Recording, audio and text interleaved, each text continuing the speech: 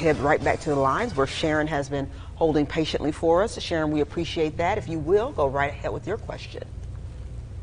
My question is, I wanted to know, can a job fire you for saying that you're going to put your 2 weeks notice in, but the company policy is write a 2 week statement saying that you're going to, you're not going to be working there anymore?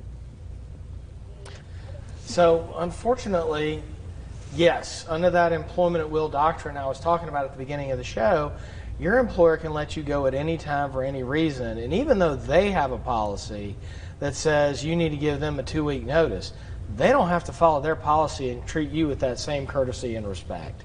It's unfortunate, but there's no law against that. It's just not fair. The most common way maybe to re-examine that is see which co-workers you have that get the benefit of that respect. Let's just, for example, give a pretty common example of discrimination in the workplace.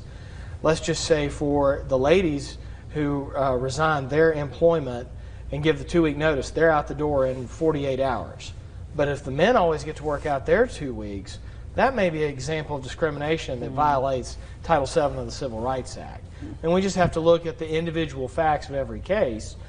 But at the same time, that's your first clue to maybe finding discrimination in the workplace, whether it's resigning with 2 weeks notice or how you're fired, or whether or not you're promoted or demoted, and the reasons they give you don't seem to line up where, hey, maybe there's a difference between the fact that sometimes the white employees get promoted and the African Americans don't, or the men get to move up, or the old people never get to go past a certain level.